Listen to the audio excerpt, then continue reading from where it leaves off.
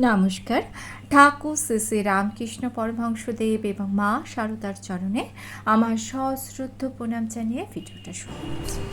আপনারও কি কখনো মনে হয় যে বয়স তো একদিন হবে, সেই সময় অর্থাৎ বৃদ্ধ বয়সে সন্তান কাজে ব্যস্ত হয়ে যাবে, আপনি হয়তো ঠিকঠাক কাজ করতে পারবেন না, হয়তো পাশের মানুষটা অতটা কর্মক্ষম থাকবে না বা হয়তো থাকবেই না। তাহলে কি করবেন? তাহলে কি একা হয়ে যাবেন? এই চিন্তা আপনাকে ঘুরে ঘুরে খায়? তাহলে চলুন আজকে এমন 5টি উপায় বা 5টি অবলম্বনের কথা বলবো, যেগুলো যদি আপনি আপনার জীবনে মেনে চলেন তাহলে আপনার আর এই বৃদ্ধ বয়সে একা লাগবে না। ঠাকুর ও মায়ের উপদেশ বা শিক্ষা এবং গীতার শাশ্বত জ্ঞান থেকে আমরা এই বিষয়ে আলোচনা, যেটা শুনলে আপনার একা থাকার বা একা হয়ে যাওয়ার যে ভয়, সেটাই চলে যাবে। আমরা একটা ভুল করি, আমরা মনে করি যে বৃদ্ধ বয়সে একা থাকা মানেই আশেপাশে কোনো মানুষ না থাকা। ঠাকুর বলছেন, মানুষের ওপর যদি ভরসা করো তাহলে দুঃখ পাবে, আর ঈশ্বরের ওপর যদি ভরসা করো তাহলে শান্তি পাবে। এর মানে কি জানেন? এর মানে হচ্ছে একা থাকা নয়, মনে মনে একা হয়ে যাওয়া। অনেক মানুষ অনেক ভিড়ের মধ্যে থেকেও একা হয়ে থাকেন, আবার অনেক মানুষ একা থেকেও কখনো একা অনুভব করে না।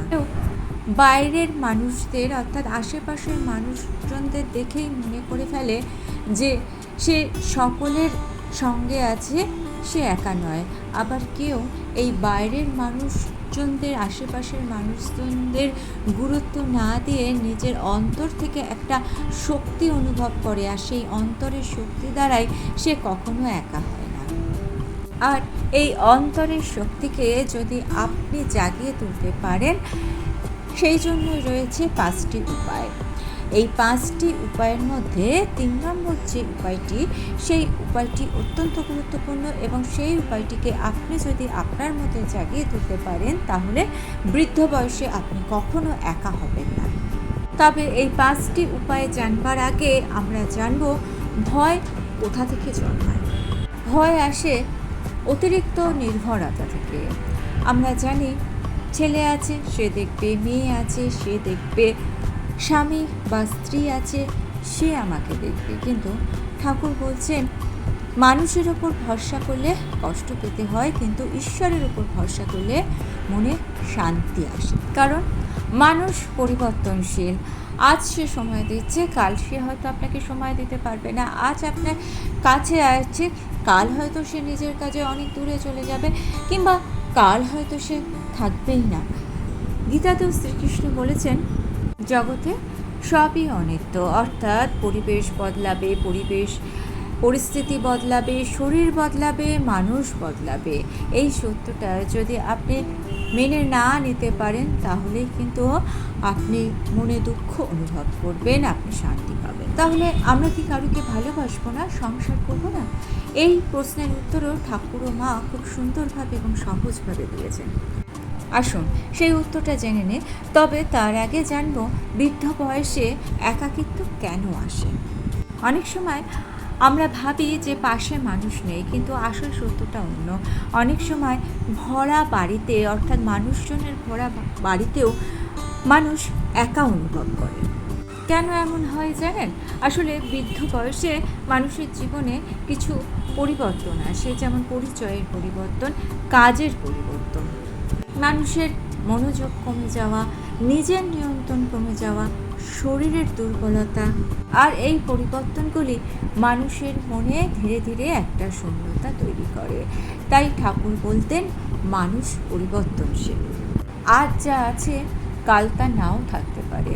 তাই মনকে এমন জায়গায় স্থির করতে হবে যেটার কোনো পরিবর্তন হয় না, আর সেই জায়গাটাই হচ্ছে ঈশ্বরের জায়গা। তবে এখানেও একটা প্রশ্ন লুকিয়ে আছে, ঈশ্বর যদি আমাদের সাথে সবসময়তেই থাকেন তাহলেও মানুষ একা অনুভব করে কেন? এই প্রশ্নের উত্তর লুকিয়ে আছে প্রথম শিক্ষার মধ্যে। চলুন প্রথম শিক্ষা জেনে নিই। ঈশ্বরকে নিজের মানুষ বানাতে হবে। আমরা একটা ভুল করি, আমরা মনে করি মানুষই সব, মানুষ যদি সঙ্গে থাকে তাহলে আমরা কখনো একা হব না। কিন্তু ঈশ্বর যদি আপনার সঙ্গে থাকে, ঈশ্বর সবসময় আপনার সাথেই থাকবেন, কারণ মানুষ পরিবর্তনশীল, ঈশ্বর কিন্তু কখনো পরিবর্তনশীল নয়। গীতায় বলা হয়েছে ঈশ্বর প্রত্যেকটা মানুষের মধ্যে অবস্থান করে, তাই আপনি কিন্তু কখনো একা নন, আপনার মধ্যে ঈশ্বর আছেন। তাহলে বাস্তবে আমাদের এই উপদেশটা মানতে হলে যেটা করতে হবে সেটা হচ্ছে প্রতিদিন একটু করে জপ করুন, ঈশ্বরের সঙ্গে একটু সময় কাটান, ঈশ্বরকে আপনি আপনার নিজের মনের কথা বলুন। যেমন ধরুন আপনার মনটা হয়তো একদিন খুব খারাপ, তখন আশপাশে মানুষজনদের সেই কথা না বলে আপনি আপনার ঈশ্বরের সামনে বলুন যে ঠাকুর, জানো আজকে আমার মনটা ভীষণ খারাপ, তুমি আমার সাথে থেকো, তুমি আমার সাথে থাকলে আমি জানি আমার মন ধীরে ধীরে ভালো হয়ে যাবে। মা সারদা বলেছিলেন, তোমার আর কেউ থাকুক না থাকুক, জানবে একজন মা আছেন। আপনি যদি এই কথাটি নিজের অন্তর থেকে বিশ্বাস করতে পারেন তাহলে আপনি কখনো আর নিজেকে একা অনুভব করবেন না। কিন্তু ঈশ্বরকে সবসময় রাখলেই ঈশ্বর নিজের হয়ে যায় না। যদি আপনি দ্বিতীয় ভুলটা করেন, তাহলে আমরা এখন আলোচনা করব দ্বিতীয় শিক্ষাটা। দ্বিতীয় শিক্ষা হচ্ছে সবার সঙ্গে সম্পর্ক রাখুন কিন্তু আসক্তি কমান। ঠাকুর শ্রী শ্রী রামকৃষ্ণ পরমহংসদেব সংসারে থেকেও কিভাবে আসক্তি কমানো যায় তার একটি বড় শিক্ষা দিয়েছিলেন। তিনি বলতেন, সংসারে থাকো কিন্তু মনটি রাখো ঈশ্বরের কাছে। এই কথাটা মধ্যে একটি গভীর সত্য লুকিয়ে আছে। এর মানে হলো সংসার ছেড়ে যেতে হবে না, ভালোবাসাকে ছেড়ে দিতে হবে না, নিজের মানুষদের থেকে দূরে যেতে হবে না। আপনি ভালোবাসবেন কিন্তু কারুকে আঁকড়ে ধরবেন না, কারণ ভালোবাসার সঙ্গে যখন আসক্তি যোগ হয় তখনই কিন্তু দুঃখ শুরু হয়। কারণ কি বলুন তো? কারণ হচ্ছে যখনই ভালোবাসার সঙ্গে আসক্তি যোগ হলো তখন আমাদের মধ্যে একটা প্রত্যাশা শুরু হয়, আর এই প্রত্যাশা থেকেই আসে মনের কষ্ট। অর্থাৎ আপনি যখন আপনার কোনো ভালোবাসার মানুষ বা আপনার সন্তানকে আঁকড়ে ধরছেন তখন আপনার মধ্যে প্রত্যাশা তৈরি হচ্ছে যে সে আপনাকে দেখবে, সে যদি দূরেও থাকে তাহলে সে সবসময় আপনাকে ফোন করবে, আপনার খোঁজ নেবে। কিন্তু অবস্থার পরিবর্তন তো ঘটে, তারাও হয়তো নিজেদের কাজে ব্যস্ত হয়ে পড়ছে, সবসময় সময় দেওয়া তাদের পক্ষে সম্ভব হয় না, তাদের একটা নিজস্ব জীবন তৈরি হয়, তাদের একটা সংসার তৈরি হয়, যার ফলে তারা আপনার প্রত্যাশা পূর্ণ করতে পারে না। আর যখনই এই প্রত্যাশা পূর্ণ না হয় তখনই শুরু হয় একাকিত্ব। এবার আসি গীতার কথায়। গীতায় বলা হয়েছে মানুষ যখন বিষয়ের প্রতি আসক্তি হয় তখন সেই আসক্তি থেকেই শুরু হয় দুঃখের। অর্থাৎ ভালোবাসা কিন্তু দুঃখের কারণ নয়, অতিরিক্ত আসক্তি কিন্তু দুঃখের কারণ। সত্যিকারের ভালোবাসা, আসল ভালোবাসা কিন্তু মুক্তি দেয়, আর আসক্তি কিন্তু বেঁধে রাখে। সেই কারণেই মা সারদা বলেছিলেন, কারোর কাছে কিছু প্রত্যাশা করো না। এই কথাটা শুনলে একটু কঠিন মনে হয়, কিন্তু এর অর্থ যদি আপনি ভালো মতো বুঝতে পারেন তাহলে আপনার মন হালকা হয়ে যাবে। এর মানে কিন্তু এই নয় যে আপনি ভালোবাসবেন না, এর মানে হচ্ছে আপনি ভালোবাসবেন কিন্তু তার বিনিময়ে কোনো কিছু প্রত্যাশা করবেন না। কারণ যত দাবি কম তত প্রত্যাশা কম, যত প্রত্যাশা কম তত মন শান্ত। ধরুন আপনার ছেলে বা আপনার খুব প্রিয় মানুষ আজকে ফোন করলো, আপনার মনটা খুব ভালো লাগলো, আপনি কিন্তু আশা করবেন না সে প্রত্যেক দিন আপনাকে ফোন করবে। যদি এই আশাটা আপনি করেন তাহলে যেদিন সে ফোনটা করবে না সেদিন আপনার মনটা কিন্তু খুব খারাপ লাগবে। যদি এইভাবে ভাবেন যে কাজে ব্যস্ত আছে সে যখন সময় পাবে ঠিক তখন ফোন করবে, এই রকম যদি ভাবেন তাহলে দেখবেন আপনার মনে আর কষ্ট হচ্ছে না। একটা গভীর সত্য, মানে জীবনের একটা গভীর সত্য কি জানেন তো, সেটা হচ্ছে ভালোবাসা রাখুন কিন্তু নিজের আনন্দটা অন্যের ওপর নির্ভর করাবেন না। যদি আপনার নিজের আনন্দ অন্যের চরিত্রের ওপর নির্ভর করে, অন্যের ব্যবহারের ওপর নির্ভর করে, তাহলে আপনি কখনো ভালো থাকতে পারবেন না। কিন্তু আপনার নিজের আনন্দ যদি আপনি ঈশ্বরের সঙ্গে যোগ করে নেন তাহলে বাইরের পরিবর্তনশীল মানুষদের ব্যবহারে আপনি কখনো খুব একটা দুঃখ পাবেন না। সেই জন্যই ঠাকুর বলতেন, মনকে ঈশ্বরের সঙ্গে যুক্ত করো, সংসার থাকবে কিন্তু মন কখনো ভেঙে পড়বে না। বাস্তবে এটা কিভাবে আমরা প্রয়োগ করতে পারি? আপনার ভালোবাসার মানুষ, সন্তান হোক আর যেই হোক, তাদেরকে আপনি ভালোবাসুন, তাদেরকে আপনি আশীর্বাদ করুন, তাদের আনন্দে খুশি হন, ব্যাস ওই পর্যন্তই, এর পরে আর এগিয়ে যাবেন না। দ্বিতীয়ত, নিজের জন্য একটা স্পিরিচুয়াল সময় রাখুন, যেমন ধরুন জপ করুন, গীতা পাঠ করুন, ঠাকুরের গান শুনুন, আপনার যেভাবে ইচ্ছা সেভাবে আপনি ঈশ্বরকে স্মরণ করুন। এছাড়াও নিজের ভালো লাগার কাজগুলো করুন, যে কাজগুলো আগে হয়তো আপনি সংসারের চাপে করে উঠতে পারতেন না, যেমন ধরুন গান শোনা, বই পড়া, বাগান করা, মানুষের সেবা করা, মানুষকে সাহায্য করা, পশু পাখিদের ভালোবাসা, এরকম ধরনের কাজগুলো করলে দেখবেন আপনি আর মানুষের উপর বেশি ভরসা করছেন না। মানুষ যদি আপনাকে দুঃখ দেয় সেই দুঃখ আপনাকে অতটা বেশি মনে আঘাত করতে পারবে না, যার ফলে আপনি কিন্তু একা হবেন না। নিজের মনের ভাবনাগুলোকে একটু চেঞ্জ করতে হবে। যেমন ধরুন কখনো এইরকমভাবে ভাববেন না যে আমার সন্তানরা আমার জন্য কী করছে, বরং আপনি ভাবুন আমি আমার সন্তানদের আশীর্বাদ করছি, তারা ঠিক জীবনের পথে এগিয়ে যাবে, ভালো থাকবে, সুস্থ থাকবে। কারণ আপনি যদি ভাবেন যে আমার সন্তানরা আমার জন্য কী করছে, সেখান থেকে একটা দাবি তৈরি হবে, আর এই দাবি কোনো দিন আপনার পূরণ হবে না। আর যখনই এই দাবি পূরণ হবে না তখনই কিন্তু আপনি একা অনুভব করবেন, আপনি অশান্তিতে থাকবেন। সুতরাং দাবিগুলো ত্যাগ করুন। এখানে আবার একটা গভীর প্রশ্ন আছে, যদি আমরা প্রত্যাশা কমিয়ে দিই বা দাবি কমিয়ে দিই তাহলে কি জীবন ফাঁকা হয়ে যাবে? একদমই নয়, কারণ দাবি চাপ সৃষ্টি করে আর আশীর্বাদ জীবনের শান্তি এনে দেয়। তবে এখানে একটা বড় প্রশ্ন আসে, প্রত্যাশা কমিয়ে দিলে কি জীবন ফাঁকা হয়ে যায়?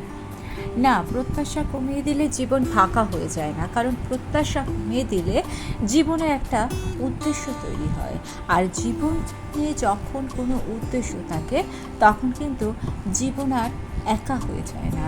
সেই সময় জীবনে একাকিত্ব আর আপনাকে গ্রাস করতে পারবে না। জীবনে যখনই কোনো উদ্দেশ্য থাকবে তখনই সেই উদ্দেশ্যকে পূরণ করার জন্য আপনি নানান রকম কাজে ব্যস্ত হয়ে যাবেন।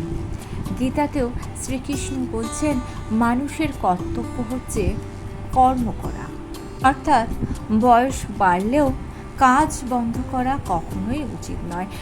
কাজ মানে শুধু চাকরি নয়, কাজ মানে জপ, ধ্যান, পুজো, সংসারের কাজ, ঘরের কাজ, যা আপনার ভালো লাগে, আপনার শখের কাজ, সেগুলো কিন্তু কাজের মধ্যে থাকা।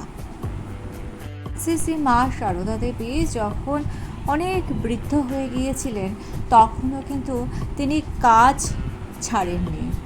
তার অনেক সহযোগী থাকলেও তিনি নিজের কাজ নিজেই করতেন, কারণ তিনি সবসময় বলতেন কাজ করলে মন ভালো থাকে। এখানেও আবার একটা প্রশ্ন আসে, মনের মধ্যে যদি বিষ থাকে তাহলে কিন্তু আপনার উদ্দেশ্য জীবনে যাই থাকুক না কেন আপনি একা হয়ে যাবেন। আর এটাই হচ্ছে চতুর্থ শিক্ষা, মনকে পরিষ্কার রাখুন। তাই তো মা সারদা দেবী বলছেন, যদি শান্তি চাও কারোর দোষ দেখো না।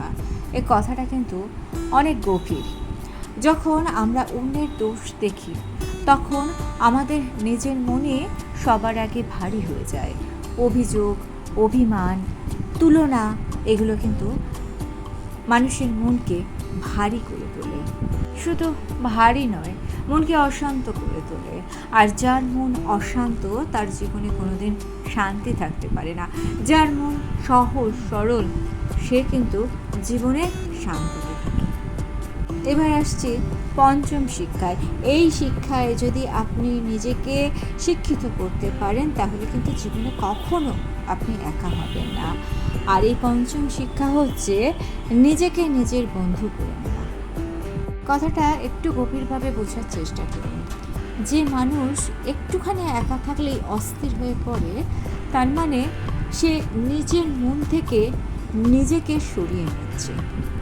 এই কারণেই গীতায় শ্রীকৃষ্ণ বলছেন, মানুষ নিজেই নিজের বন্ধু, আবার নিজেই নিজের শত্রু। অর্থাৎ আপনার মনকে আপনি নিয়ন্ত্রণে রাখুন। মন যদি আপনাকে নিয়ন্ত্রণ করে সেক্ষেত্রে সেটাই কিন্তু হবে আপনার কষ্টের কারণ। আমরা সবাই একটা ভুল করি, আমরা সবার সঙ্গে একসঙ্গে থাকি, আমরা মোবাইলের সঙ্গে থাকি, আমরা নানান রকম সামাজিক কাজকর্মের মধ্যে থাকি। তাই যখন হঠাৎ করে নীরব হয়ে যায়, চারপাশটা শান্ত হয়ে যায়, তখন আমরা মনে করি আমরা একা হয়ে গেছি। কিন্তু আধ্যাত্মিকভাবে বলা হয় যে নীরবতা কিন্তু কোনো শাস্তি নয়। নীরবতা মানে একাকিত্ব নয়, নীরবতা মানে নিজেকে চেনা। একটা কথা মনে রাখবেন, একাকিত্ব আর একা থাকা দুটো কিন্তু এক নয়। একাকিত্ব যদি আপনি অনুভব করেন সেক্ষেত্রে সেটা আপনার কষ্টের কারণ হতে পারে, কিন্তু যদি আপনি একা থাকা অভ্যাস করে নেন তাহলে কিন্তু সেটা আপনি আপনার নিজের সঙ্গে বন্ধুত্ব করে নিয়েছেন। তাই আপনি একা থাকাকে আর কোনো অভিশাপ মনে করছেন না। একা থাকা যদি আপনি অভ্যাস করে ফেলেন সেটাই হবে আপনার ভেতরের শক্তি। আর এই ভেতরের শক্তি যদি আপনার স্ট্রং হয় সেক্ষেত্রে কোনো কিছুই আপনাকে আর ভেঙে ফেলতে পারবে না। একা থাকার জন্য আপনি আর ভয় পাবেন না, নিজেকে কখনো আপনার একা মনেই হবে না। ঠাকুর রামকৃষ্ণদেব অনেকটা সময় কিন্তু একা কাটাতেন, কিন্তু তিনি কখনো একা হয়ে যাননি, কারণ তিনি তার জপ, ধ্যান, ভক্তি এগুলোর সঙ্গে বন্ধুত্ব করে ফেলেছিলেন। প্রতিদিন একটা অভ্যাস করুন, ঘুমোতে যাওয়ার আগে ঈশ্বরকে বলুন, ঈশ্বর তোমাকে অনেক ধন্যবাদ, তুমি সারাটা দিন আমাকে ভালো রেখেছো। আপনি কিছুটা সময় মনে করুন যে সারাটা দিন আপনি ভালো ভালো কী কাজগুলো করেছেন, যে কাজগুলো আপনি করতে পারেননি, যেগুলো আপনার ব্যর্থতা, সেগুলোকে ছেড়ে দিন। যে কাজগুলো আপনি করেছেন শুধু সেগুলোকে মনে রাখুন আর ঈশ্বরকে ধন্যবাদ দিন। এই উপদেশগুলো যদি আপনি আপনার জীবনে মেনে চলেন তাহলে আপনি নিজের সঙ্গে নিজে থাকতে পারবেন, নিজের মধ্যে একটা শক্তি তৈরি হবে, জীবনে কখনো একা হবেন না। আর ভিডিওটা ভালো লেগে থাকলে চ্যানেলটিকে সাবস্ক্রাইব করে নিয়ে পাশে থাকা বেল আইকনটা প্রেস করে দিয়ে অল অপশনটা ক্লিক করে দেবেন, তাহলে যখনই নতুন কোনো ভিডিও আপলোড করব তার নোটিফিকেশন আপনাদের কাছে পৌঁছে যাবে। ঠাকুর ও মায়ের চরণে প্রণাম জানিয়ে আজকে এই পর্যন্তই। Thanks for watching.